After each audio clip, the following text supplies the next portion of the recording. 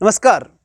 भारतीय राजनीति में हाल ही के दिनों में जो बड़े परिवर्तन हुए हैं उसको लेकर के आज का ये वीडियो आपके सामने है, जिसमें सबसे बड़ी बात कांग्रेस की क्रांतिकारी रणनीति या बोल सकते हैं क्रांतिकारी कदम, और उन कदमों से क्या बीजेपी प्रभावित हो पाएगी या हो रही है, इस पे आज का एनालिसिस रहेगा।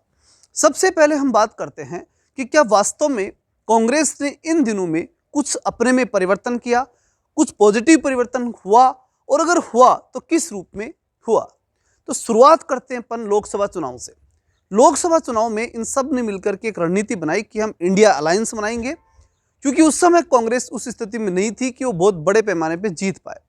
इसलिए उसने सब संगठनों का या कहें कि सब राजनीतिक दलों का साथ ले लिया, उस अलायंस को बनाया जिसका नाम इंडिया के नाम से था, और बड़ा एक तरह से कह सकते हैं कूटनीतिक इफेक्ट डालने का प्रयास इन लोगों ने किया।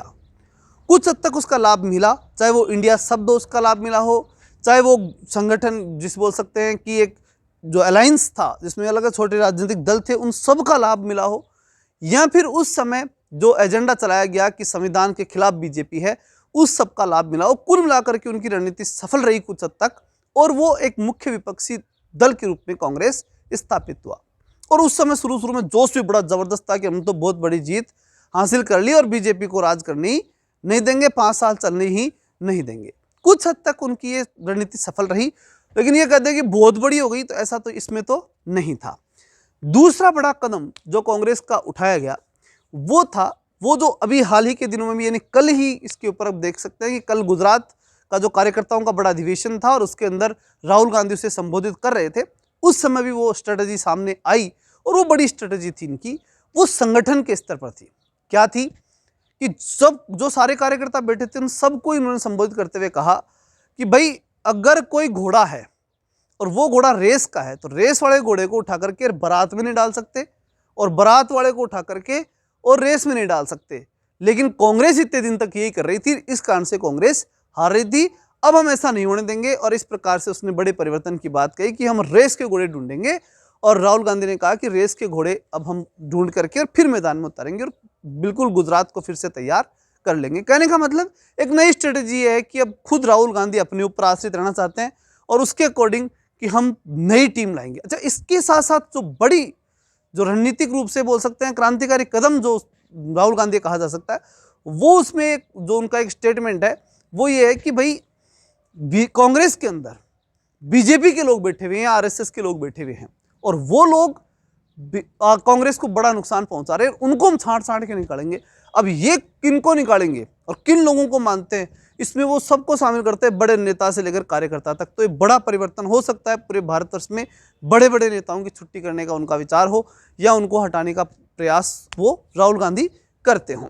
लेकिन ये कह सकते हैं कि संगठन के स्तर पर बड़ा क्रांतिकारी कदम ये दो हो गए कि एक तो कांग्रेस में बीजेपी के एजेंट हैं उन्हें निकालेंगे, और एक जो है वो नए कार्यकर्ता शामिल करेंगे और पुरानों को हटाएंगे। इस प्रकार की एक स्ट्रेटेजी लेकर के संगठनात्मक स्तर पे काम करेंगे। दूसरा, इनका रणनीतिक स्तर पर भी एक बड़ा जो है वो कदम देखने को मिलता है, और वास्तव में वो एक अचंभित करने वाला कदम था। पूरे चुनाव में भी हमने देखा, दिल्ली चुनाव में विशेष रूप से दिल्ली चुनाव में हमने देखा क्या था कि दिल्ली चुनाव के अंदर आम आदमी पार्टी के खिलाफ वो चुनाव लड़े। मालूम था कि नहीं जीतेंगे, सीट भी आए तो आए, अंदर नहीं आए, कुछ भी आएगी नहीं आएगी, सब कुछ मालूम था इनको, लेकिन उसके बावजूद ये चुनाव में खड़े हुए और लड़े। इसका मतलब क्या है? इस रणनीति का सीधा सीधा मतलब था कि बीजेपी के बाद लोग केवल कांग्रेस को देखें, इसके अलावा कोई ऑप्शन नहीं होना चाहिए।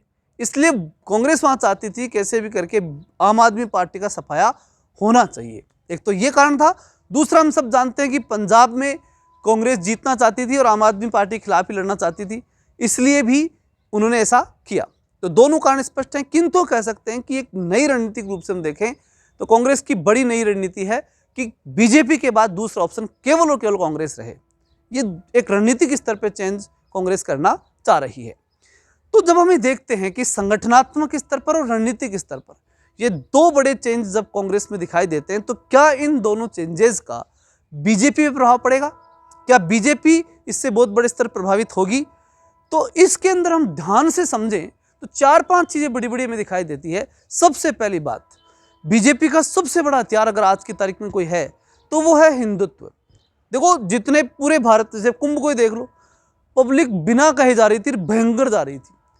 ये देश केवल आर्थिक का है ऐसा नहीं है, आर्थिक हर जगह आवश्यकता होती है, हर व्यक्ति पैसे संपन्न होना चाहता है, लेकिन इस भारत की एक सबसे बड़ी विशेषता है कि यहाँ अध्यात्म बहुत ज़्यादा है।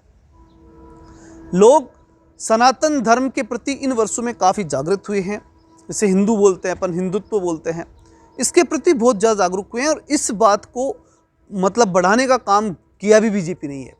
और क्यों किया, ये साफ साफ समझ में आता है कि बीजेपी अपना एक मजबूत संगठित एक वोट बैंक चाहती है, और वो उसने बना लिया, मजबूती से तैयार भी उसका हो गया।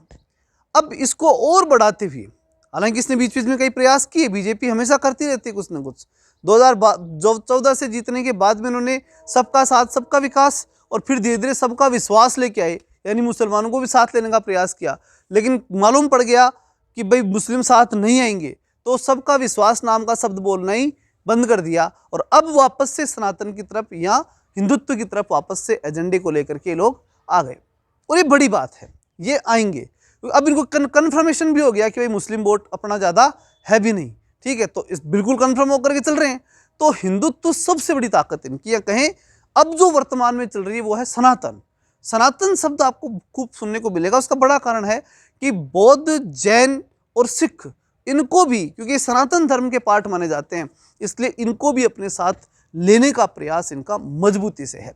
तो अब हिंदुत्व की जगह सनातन शब्द काम में लेकर के जातिवाद को खत्म करने वाले जैसे कॉन्सेप्ट ला करके, और फिर पूरी तरह से एक हिंदुत्व का बहुत बड़ा बैंक अपने साथ परमानेंट रखना चाहते हैं। ये चीज़ है इनकी पहली सबसे बड़ी ताकत। अब इसको डिस्टर्ब कांग्रेस इसलिए नहीं कर सकती क्योंकि कांग्रेस जब इधर आती है तो उनका जो बड़ा वोट बैंक जो मुसलमानों का है वो उनका छूट जाए, इसलिए वो कभी भी इधर नहीं आएगी। यहाँ तक भी कुंभ में भी नहाने नहीं गए कांग्रेसी, ठीक है, ये बड़ी बात थी इसमें, ठीक है। दूसरी बात, दूसरा जो बड़ा कॉन्सेप्ट आता है वो है कि भाई आरएसएस इनकी वो इकाई है, या कहें कि वो संगठनात्मक ताकत है जो इनके पास शुरू से थी। मैं कहूँ तो 1925 से, क्योंकि आरएसएस की स्थापना 1925 में, तब से लेकर के आरएसएस काम कर रहा था। बीच में जनसंघ का उसके जो आरएसएस के कार्यकर्ता थे वो निकल करके जनसंघ की स्थापना भी उन्होंने की, बहुत बड़ी सफलता नहीं हासिल हुई। उसके बाद में कुछ प्रयास चलते रहे, लेकिन 1980 में जब भारतीय जनता पार्टी के नाम से जब ये पार्टी स्थापित हुई बीजेपी के नाम से, उस समय वही संघ के कार्यकर्ता थे, सारा संगठन संघ का काम कर रहा था, पूरा का पूरा संगठनात्मक सहयोग हमेशा से आरएसएस का बीजेपी को मिला। तो मतलब क्या कि 1980 में कोई पार्टी बने और 2020 में वो भारत की सबसे मजबूत ताकतवर पार्टी बनकर के रहे, तो आप सोचिए कि 40 साल में ये लोग कहाँ गए। अपने आप इतनी जल्दी कोई नया राजनीतिक दल बन के 40 साल में इतना बड़ा बन सकता है क्या? पूरे भारत में फैला वो नहीं बन सकता। इसका बड़ा कारण था कि उनके पास संगठन तो पहले से ही था आरएसएस, ठीक है, तो वो तो उनके पास हमेशा है, और वो पहले भी था, आज भी है, और उनका पितृ संगठन है। जैसे घर के अंदर पिता बैठा और फिर बच्चा कुछ भी करे, वो कहानी है। मेन चीज आरएसएस है, वहां बैठी हुई हो, अब नीचे कार्यकर्ता काम कर रहे हैं, जो बीजेपी के हैं वो आरएसएस में से निकल के आते हैं, कार्यकर्ता के रूप में रहते हैं, काम करते रहते हैं। तो इनके लिए वो टेंशन है ही नहीं, बिल्कुल मजबूत संगठन है। थोड़ा सा किसी ने बीजेपी में आकर के कुछ नया प्रयास करने की कोशिश की, जैसे हमने देखा था कि नड्डा जी ने कहा कि नहीं अब हमारे आरएसएस की जरूरत नहीं है, यानी कोई बेटा कहते कि मुझे बाप की जरूरत नहीं है, अब नहीं है तो करके देख ले, किया, और फिर उसके बाद में समझ में आ गई कि नहीं पार पड़ेगी, फिर वापस से जो है वो महाराष्ट्र के अंदर आरएसएस ने काम किया और सब कुछ वैसे ही स्टार्ट हो गया। तो कुल मिलाकर के इनके पास दूसरी बड़ी ताकत जो है वो है आरएसएस, हिंदुत्व, दूसरी आरएसएस, और तीसरा इनका खुद का संगठनात्मक ढांचा। बड़े प्रशासनिक रूप से काम करते हैं लोग, साधारण रूप में काम नहीं करते, बिल्कुल एक तरह से एडमिनिस्ट्रेटिव रूप होता है इनका, प्रशासनिक दृष्टिकोण होता है। काम करते समय ध्यान रखते हैं, एक एज ए कंपनी काम करते हैं, बिल्कुल अगर कोई सही व्यक्ति है तो अंदर आएगा, नहीं है तो बाहर रहेगा, जो भी है बिल्कुल मैनेजमेंट, काम करने वाले कार्यकर्ता पर नजर रखना, कौन कर रहा है कौन नहीं कर रहा, एक एक की जांच करना, जो काम करता है उसको मिलता है वहाँ, ये बड़ी बात है। कार्यकर्ताओं को सम्मान मिल जाता है तुरंत, इसलिए लोग फिर नए रूप में उसमें जुड़ना चाहते हैं और इस पार्टी से नए रूप में जुड़ कर के आगे बढ़ना चाहते हैं।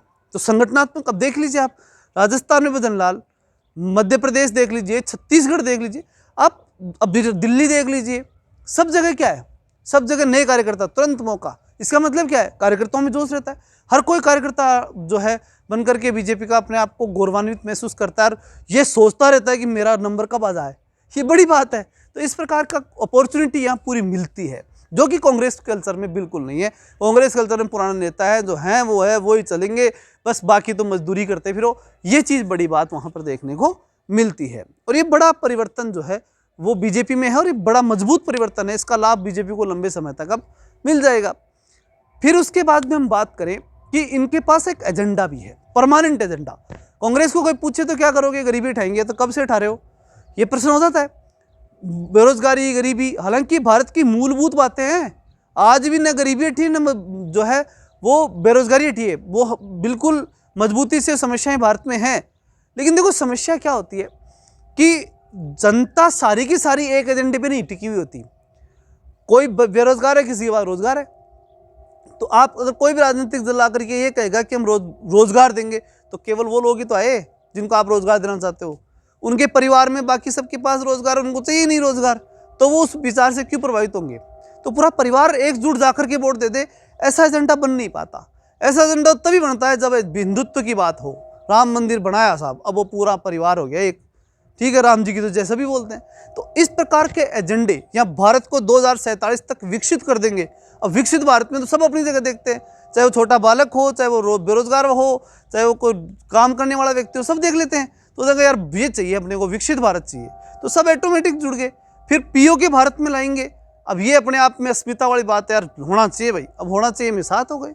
इसी प्रकार से जो हिंदुत्व का कॉन्सेप्ट है, हिंदू राष्ट्र, अखंड भारत, अब ये वो विचारधाराएं हैं जो हमेशा इस जीवन में, जीन्स में, यानी भारत के जो पब्लिक है उनके जीन्स में ये चीज़ अखंड भारत होना चाहिए। कौन नहीं चाहता? अब ये बात है, तो इस प्रकार की बातें करते हैं और उधर से कांग्रेस की तरफ से इस प्रकार की कोई बात नहीं होती। और जैसे ऐसी बातें होती हैं उनके खिलाफ कुछ न कुछ बयान आ जाते हैं, तो ऑटोमेटिक पब्लिक देखती है कि यार ये अच्छे आदमी नहीं है, हो गया सीधा सा। क्योंकि दिमाग, अब आप सोचें कि सारी दुनिया बुद्धिजीवी है, ऐसा नहीं है। पूरा भारत बुद्धिजीवी है, ऐसा नहीं है। ज़्यादातर लोग सामान्य हैं, ज़्यादातर लोग सामान्य हैं। 10-20% ही लोग ऐसे होते हैं जो पढ़े लिखे, बहुत ज़्यादा अति बुद्धिवादी होते हैं, जब बुद्धि ज़्यादा होती है।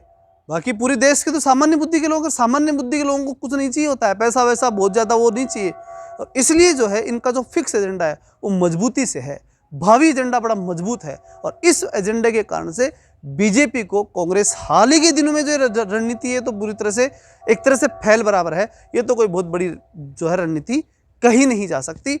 बाकी देखते हैं आने वाले समय में, क्योंकि जो राहुल गांधी हमेशा कांग्रेस के बारे में सोचते हैं तो कुछ ना कुछ अच्छा करें, ऐसा हम भी चाहते हैं। क्योंकि हम भी चाहते हैं कि प्रमुख विपक्षी दल भी हो कम से कम। चलिए विपक्षी दल भी तो मजबूत तो हो, वो जरूरी है। और सत्ता में है तो अच्छी बात है, कभी कांग्रेस कभी बीजेपी आते रहना चाहिए। जब पानी जो है वो बदलता रहे तो शुद्ध रहता है, और ये भारतीय राजनीति में भी होता रहे तो अच्छी बात है। हम इसका कोई विरोध नहीं करते। और किसी एक राजनीतिक दल से बंध के रहना, ये भी कोई अच्छी बात किसी भी राष्ट्र के लिए रहती भी नहीं है, क्योंकि फिर उससे धीरे धीरे तानाशाही की तरफ बढ़ते हैं।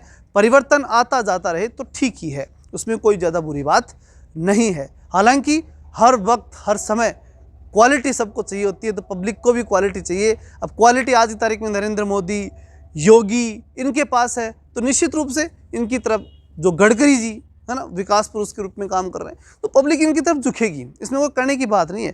काम करते हैं तो लोग उनकी तरफ झुक जाते हैं। भ्रष्टाचार किया था कांग्रेस ने तो लोग उनसे हट गए, इधर काम करने लगे तो लोग जुड़े हुए हैं। अब जब तक ये काम करेंगे ठीक है, अन्यथा तो केजरीवाल भी शुरू में तो भगवान की बराबरी दिख रहा था सबको, और फिर उसके बाद भ्रष्टाचार के नमूने सामने आए, पब्लिक ने उठा के बाहर फेंक दिया।